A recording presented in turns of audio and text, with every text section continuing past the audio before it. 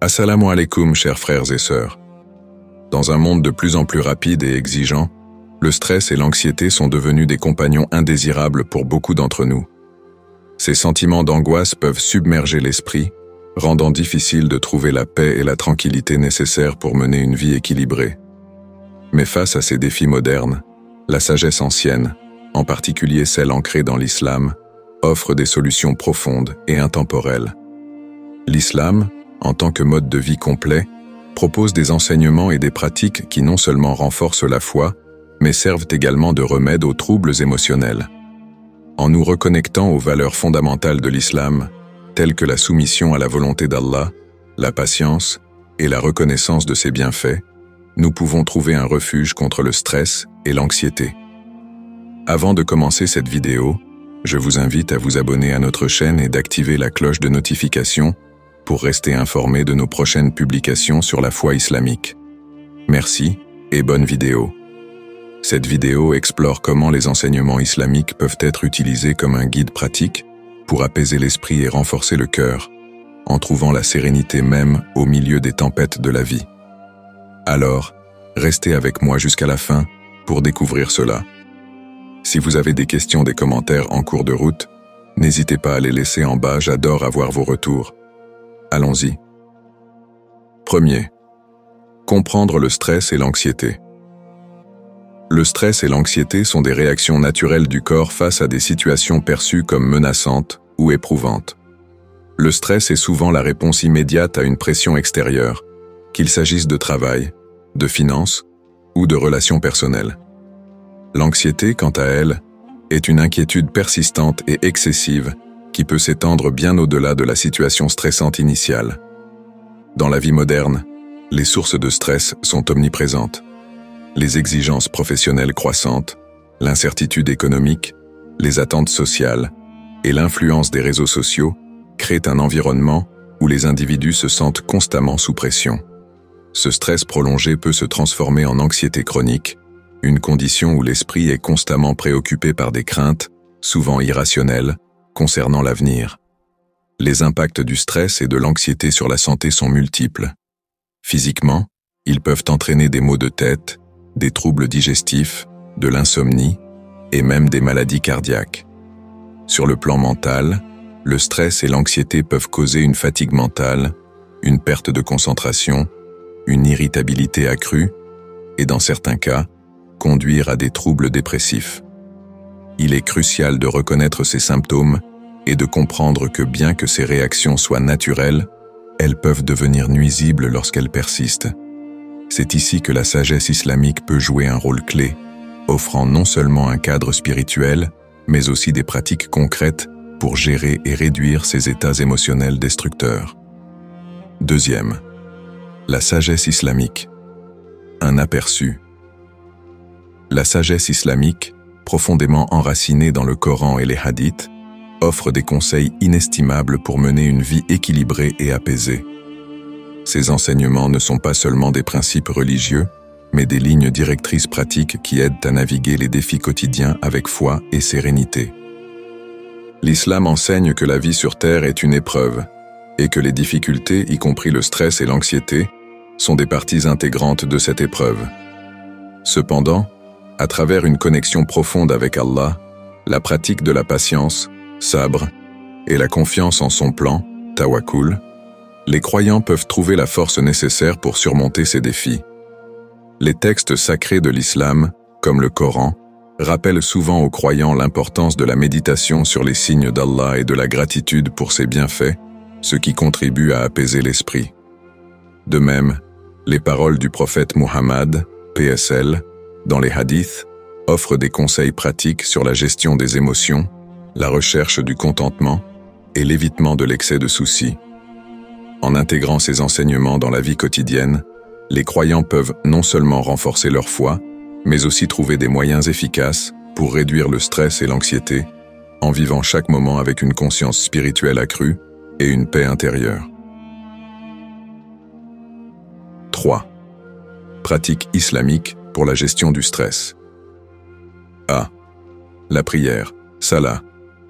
La prière, ou salah, est l'une des 5 piliers fondamentaux de l'islam et constitue un moyen puissant pour réduire le stress et trouver la paix intérieure. La salat n'est pas seulement un acte de dévotion, mais aussi une pratique qui ancre le croyant dans une routine quotidienne de connexion spirituelle. À travers les 5 prières obligatoires, le croyant se rappelle constamment de la présence d'Allah, renforçant ainsi sa foi et sa tranquillité d'esprit. Les rituels de la prière, tels que les ablutions, wudu, le fait de se prosterner devant Allah et la récitation des versets coraniques, ont un effet apaisant sur l'âme. L'acte de se tourner vers la Qibla, direction de la Kaaba, et de se détacher des préoccupations mondaines, permet de recentrer l'esprit sur l'essentiel. Chaque mouvement et chaque parole prononcée pendant la salat sont conçus pour calmer l'esprit et soulager le stress. De plus, la régularité de la prière offre une structure à la journée, brisant le rythme effréné de la vie moderne. En se retirant 5 fois par jour pour prier, le croyant a l'occasion de relâcher les tensions accumulées, de réfléchir à ses actions et de chercher le pardon et la guidance d'Allah. Ainsi, la salat devient non seulement un acte de soumission à Allah, mais aussi un refuge contre le stress et l'anxiété. Pi, la méditation et le dhikr. Le dhikr, ou rappel de Dieu, est une autre pratique essentielle dans l'islam pour la gestion du stress. Le dhikr consiste à réciter des noms et des attributs d'Allah, des phrases comme Subhanallah, gloire à Dieu, Alhamdulillah, louange à Dieu, et Allahu Akbar, Dieu est le plus grand. Cette répétition régulière crée un état de conscience spirituelle qui apaise le cœur et l'esprit. Le dhikr agit comme un outil de relaxation en aidant à détourner l'attention des pensées anxieuses et en focalisant l'esprit sur la présence divine. En pratiquant le dhikr, le croyant se rappelle que tout ce qui arrive est sous le contrôle d'Allah, et cela aide à réduire les sentiments d'impuissance et d'incertitude qui alimentent le stress. En plus du dhikr, la méditation inspirée par l'islam, telle que la réflexion sur les signes d'Allah dans la nature, joue un rôle crucial. Par exemple, le prophète Muhammad, PSL, a encouragé ses compagnons à méditer sur les créations d'Allah pour renforcer leur foi et apaiser leur esprit. S'asseoir en silence, contempler les cieux, les étoiles ou les montagnes, et réfléchir à la grandeur d'Allah peut induire un sentiment profond de paix et d'humilité, éloignant ainsi les préoccupations terrestres. Sumar, la patience, sabre. La patience, ou sabre, est un concept central dans l'islam et un outil puissant pour gérer le stress. L'islam enseigne que la vie est remplie de défis et que la patience est une vertu clé pour surmonter ces épreuves. Le Coran évoque souvent la patience comme une qualité louable, promettant des récompenses pour ceux qui la pratiquent.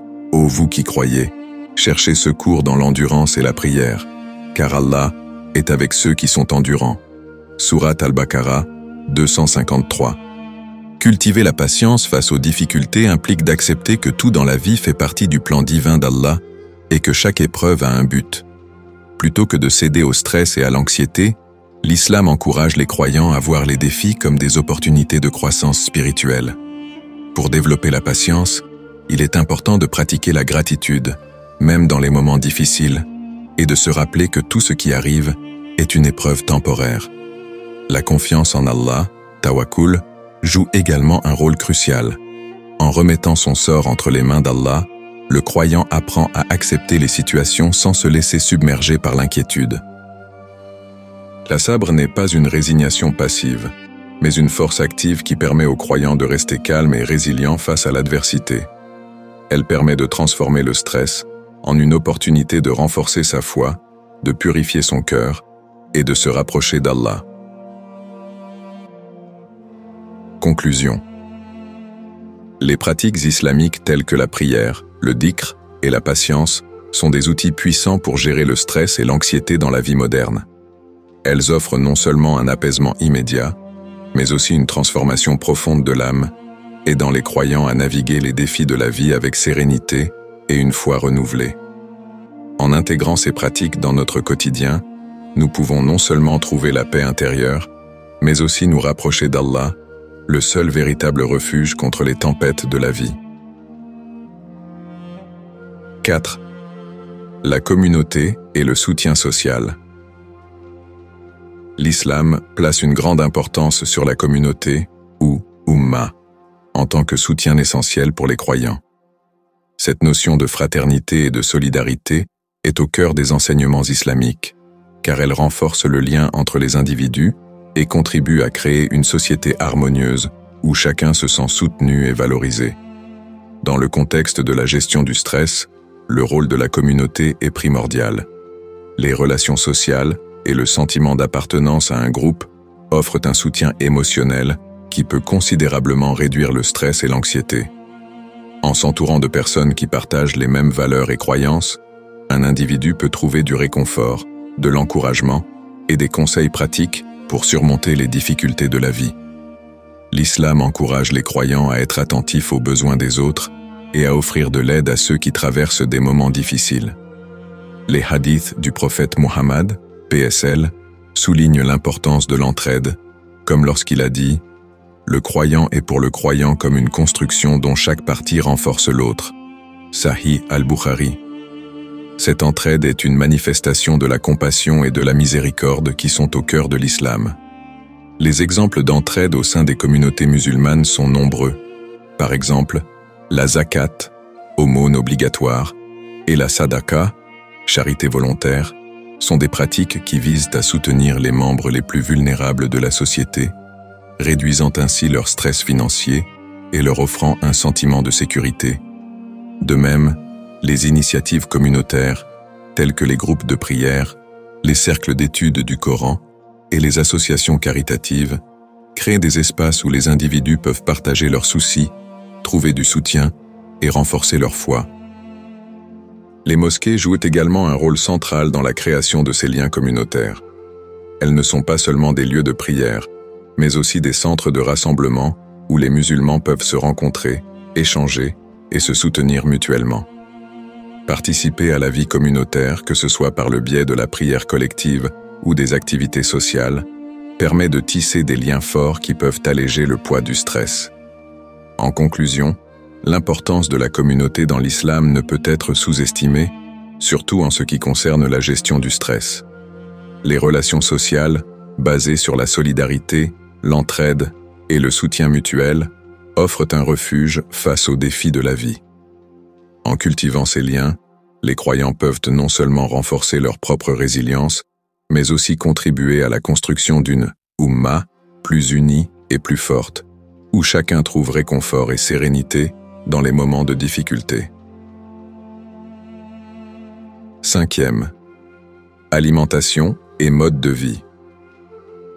L'islam met en avant l'importance d'une alimentation équilibrée et d'un mode de vie sain, non seulement pour maintenir la santé physique, mais aussi pour promouvoir le bien-être mental et spirituel. L'alimentation, selon les principes islamiques, est un acte de dévotion qui commence par la reconnaissance des bienfaits d'Allah et se poursuit par des choix alimentaires conscients et modérés.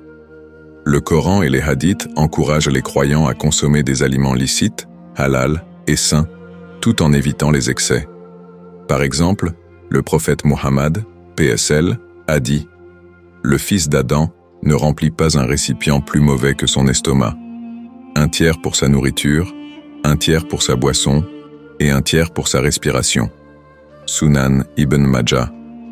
Ce conseil souligne l'importance de la modération dans l'alimentation, ce qui contribue à maintenir un corps sain et un esprit clair, réduisant ainsi les risques de stress et d'anxiété liés aux déséquilibres alimentaires. En plus d'une alimentation équilibrée, l'islam encourage un mode de vie actif et sain. Le prophète Muhammad, PSL, a lui-même pratiqué et recommandé l'activité physique, que ce soit par la marche, la course ou les sports tels que la natation et le tir à l'arc.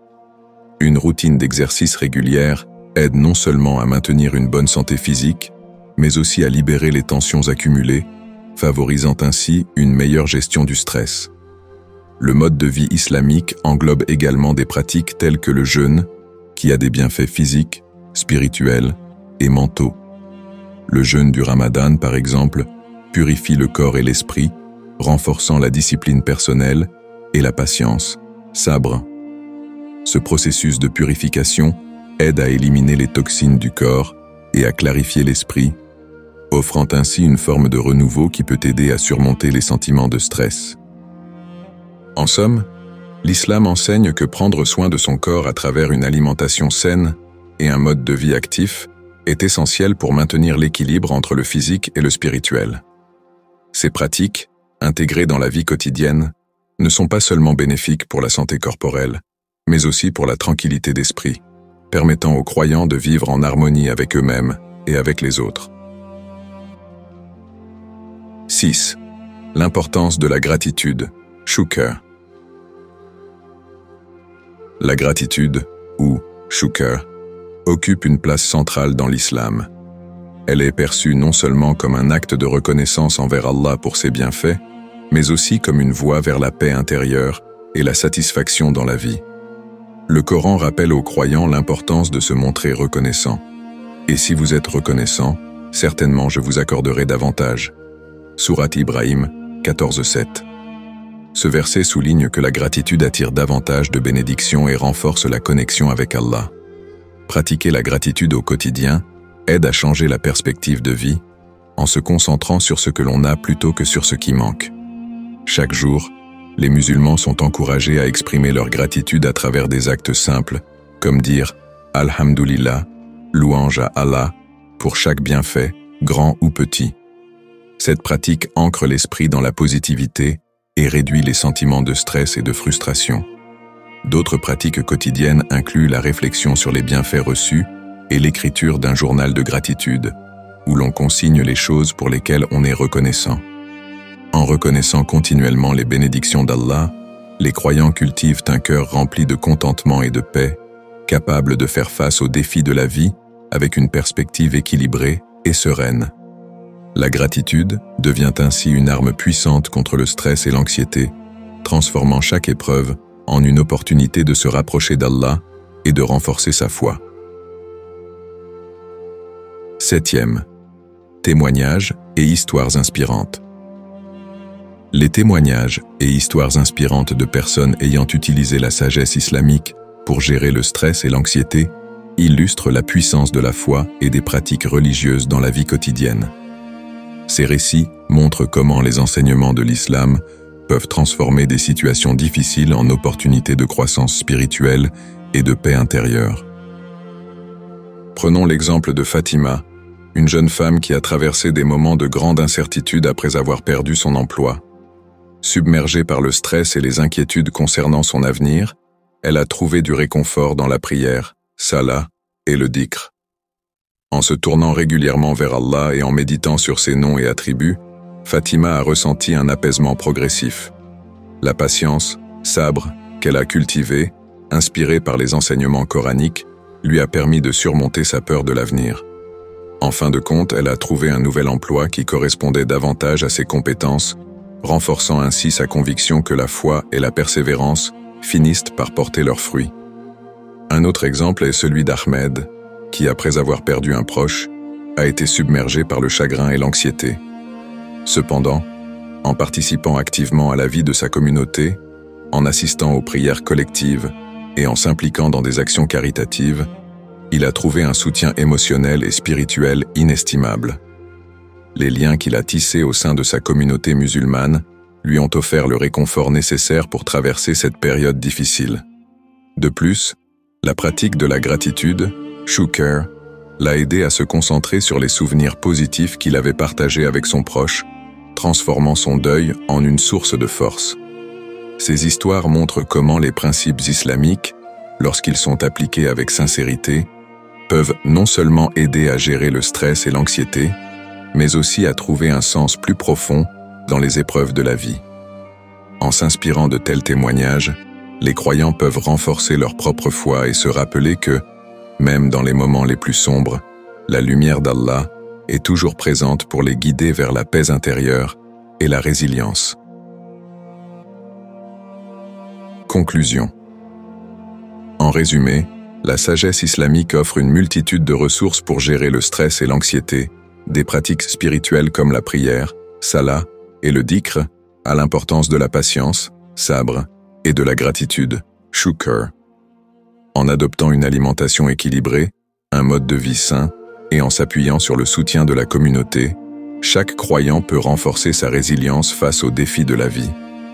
Ces enseignements ne sont pas seulement des concepts abstraits, mais des outils pratiques qui, lorsqu'ils sont intégrés dans la vie quotidienne, peuvent transformer votre perspective et vous apporter la paix intérieure.